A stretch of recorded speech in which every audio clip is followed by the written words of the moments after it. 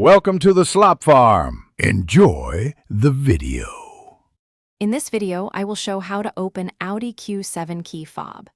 Press the small release tab on the fob and slide out the mechanical key first, then use a thin, flat tool at the seam to gently pry the halves apart. Keep a steady hand and inspect for hidden screws or clips, then lift the circuit board out carefully and replace the battery with the correct CR2032 size.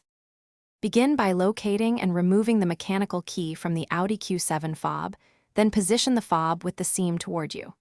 Insert a thin plastic or metal pry tool into the seam and gently work around the edge until the halves separate.